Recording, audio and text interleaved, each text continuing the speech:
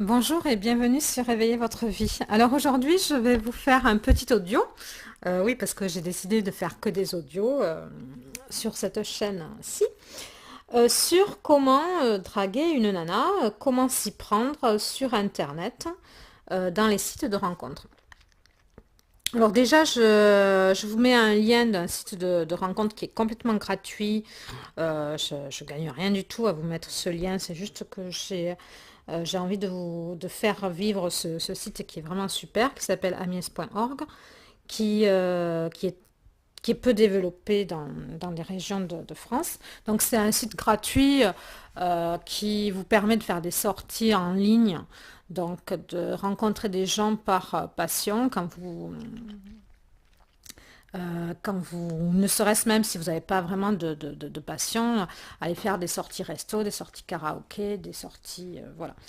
Et je vous conseille d'ailleurs de commencer par des petites sorties, des sorties resto, parce qu'il n'y a pas grand monde, plutôt que des grandes sorties où il y a beaucoup de monde pour faire vos premiers contacts. Alors, comment draguer sur Internet les garçons? Alors, j'ai bien peur de recevoir plein de pouces vers le bas parce que j'ai peur de finir par me foutre de votre gueule tellement vous y prenez comme un pied. Mais tant pis, quoi. Alors déjà, je prends quand même du temps pour vous expliquer, quoi. Alors, déjà votre profil, hein. Alors, évitez de mettre, parce que alors dans les voitures, alors le nombre de voitures de rêve là qu'il y a dans les profils, il y a des photos de voitures, des photos de, enfin c'est nul quoi. Ah, de plus, souvent vous mettez torse nu. Alors la photo la pire, je crois que c'est ça, la photo torse nu dans la salle de bain avec le miroir qui reflète le flash. Voilà, c'est se vendre et puis voilà, vous n'êtes pas des objets quoi. À part si vous voulez devenir un objet sexuel, si c'est votre motivation de trouver juste un plan d'un soir, mais même ça donne pas envie quoi. On se dit, mais moi je regarde cette image, je me dis, mais il n'a pas un copain pour lui prendre en photo. Ça sent la solitude, ça sent la tristesse, c'est c'est triste. Voilà. Essayez de prendre des jolies photos de vous à l'extérieur. Voilà. Après, il y a quelque chose par contre que j'ai trouvé sympa, même si c'est pas être dans la vérité. Quelque chose que j'ai trouvé très rigolo, c'est des garçons qui se sont... Enfin, je suis tombée une fois sur ça, un garçon qui a fait une photo dans les magasins dans les magasins de meubles, quoi. Et j'ai trouvé ça vraiment, voilà, il faut avoir euh, l'esprit ingénieux pour faire des photos dans des super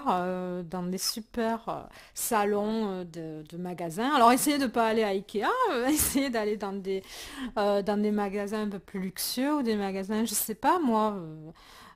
Voilà, et puis moi j'avais remarqué que c'était quand même, que c'était pas chez lui, que c'était dans un magasin parce qu'il y avait les étiquettes des meubles, des toutes petites étiquettes qui pendaient. Voilà. Bon, c'était une petite anecdote.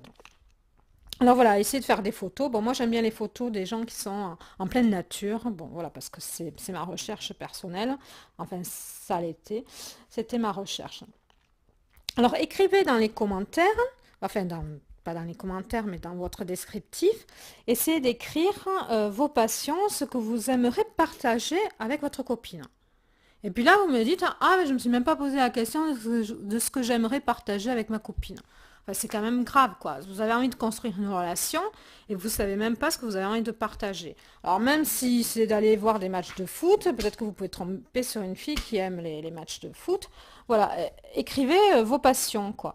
Euh, Si vous êtes branché par exemple fitness, ça serait sympa de trouver une nana qui est branchée fitness aussi, qui vous accompagne à la salle de sport et que vous fassiez du sport ensemble, quoi. Voilà. Et si vous êtes un intellectuel qui lit beaucoup, vous aurez certainement envie de rencontrer une fille cultivée aussi. Et je crois que c'est important de mettre dans le descriptif qui on est un peu, quoi. Voilà. Réfléchissez à ce que vous aimeriez partager, et puis si vous n'avez pas vraiment de forte passion, ne serait-ce que vous dites, vous pouvez être très simple en disant, voilà, j'aimerais partager des sorties resto, des petites, vivre simplement, faire des petites balades en forêt, voilà, vous pouvez avoir des goûts très simples et ça peut plaire. Alors maintenant, je vais vous parler des premiers contacts, comment écrire un mail à quelqu'un qui vous plaît. Alors donc vous êtes là, enfin moi je vous dis tout ce que j'ai pu recevoir dans mon expérience quoi, personnelle. Je crois bien que dans la plupart des mails que je reçois, euh, parce que je suis encore inscrite sur le site de rencontre, la plupart des mails que je reçois, eh bien, c'est ah mais t'as de jolies photos, alors on va me parler du physique.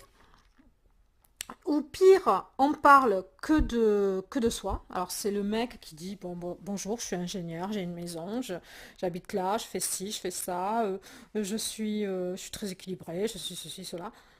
Oui, bon, mais ça sent le copier-coller, ça sent le merci, enfin merci de vouloir communiquer avec moi.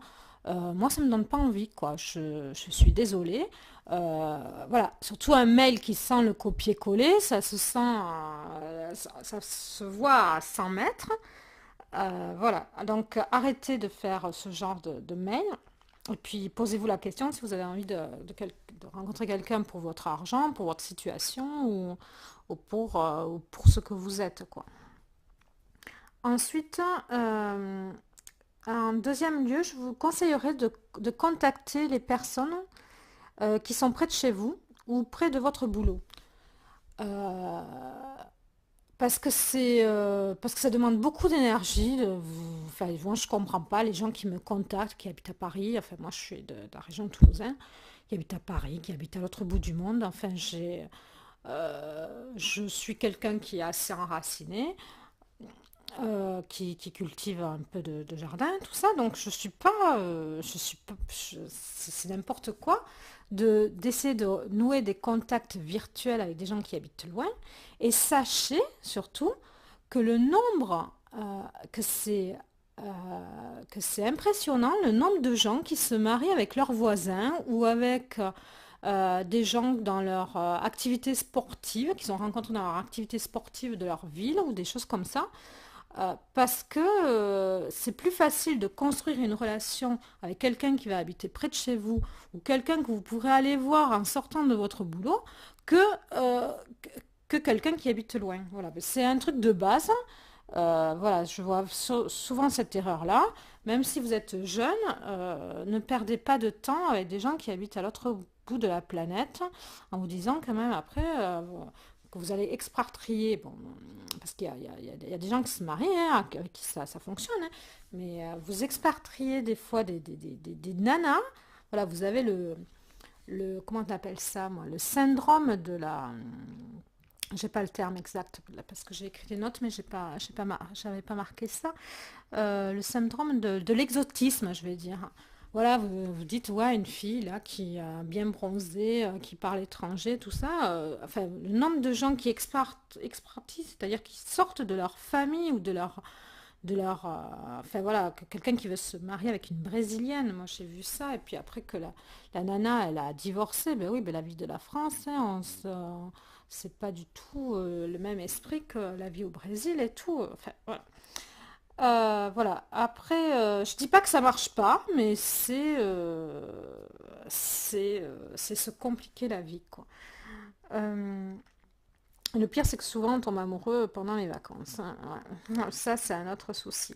Mais bon, si vous avez cherché sur le net, moi, je vous conseillerais de chercher près de chez vous. Et puis, même si vous êtes à la campagne, essayez de chercher dans la ville, dans les villes les plus proches.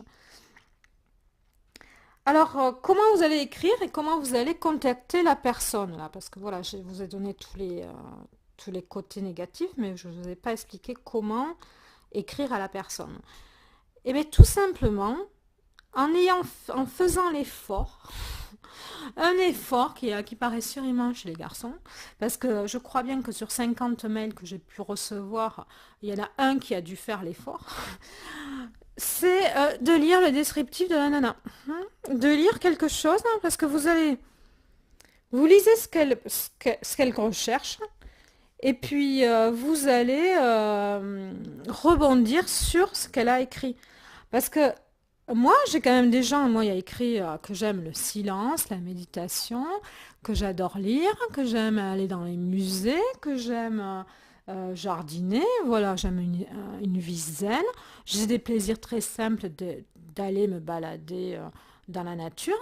Et puis il y a des gens qui m'écrivent en me disant ouais ça te dit pas d'aller en boîte, c'est pas mon truc, ça te dit pas de, enfin ou même un truc ouais je suis branché moto, ouais on part ensemble à la moto, enfin alors que je suis pas du tout, voilà. C'est voilà vous parlez de vous sans savoir à qui vous vous adressez. Voilà, mais c'est l'erreur majeure que je trouve sur les gens, quoi.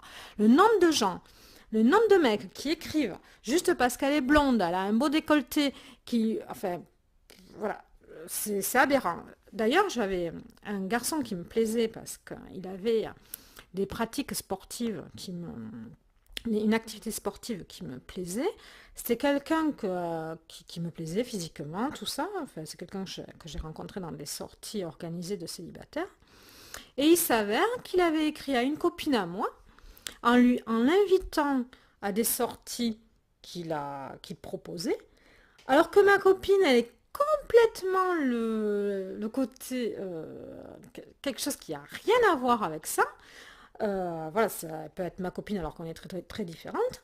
Et elle me dit, moi je comprends pas, ce mec, ça fait 3 fois qu'il m'écrit, qu'il me propose ces sorties là sportives. J'ai même pas envie d'y aller. Moi je suis là avec ma gamine. J'ai une vie, j'aime bien ma vie pépère. Ce sport-là, il ne m'intéresse pas du tout. Et moi, c'est un sport qui me passionne. Et je lui ai dit, et après, j'ai compris qu'il sortait qu'avec des blondes et qu'il contactait que les blondes et que moi, j'étais brune et que je ne l'intéressais pas. Voilà. Bon. Enfin, mais ça, c'est pour voir, pour vous dire la stupidité des fois des garçons, quoi. Alors, ben parce que vous êtes, je suis désolée de vous dire, mais vous êtes victime de tout ce qui est publicité, de tout ce qui est... parce que vous posez-vous la question, est-ce que vous aimez ce que vous aimez ou est-ce que vous aimez ce qu'on vous a appris à aimer? C'était une question. Voilà, donc eh bien, vous écrivez. Donc, comment écrire un mail? Eh bien, quand vous écrivez un mail, vous contactez la fille en parlant de ses passions à elle. En disant, tiens, bon, parce que moi je dessine, donc voilà. Ah tiens, toi tu dessines, ouais, c'est sympa, tu fais des expos, point d'interrogation. Voilà. Vous avez un premier contact, vous êtes intéressé un peu à la fiche de la nana et pas qu'à son décolleté. Et puis voilà, c'est ce que veulent toutes les nanas, quoi. Elles veulent, enfin j'espère. Voilà. Donc, ben voilà, c'était réveiller votre vie. Comment écrire un mail à une nana, quoi. Et ben lisez les descriptifs. Et puis arrêtez de solliciter des nanas qui n'ont rien à voir avec ce que vous avez à proposer comme vie, comme passion. Hein. Essayez d'aller vers des filles qui correspondent à ce que vous êtes. Vous perdrez moins de temps. Voilà. Et faites les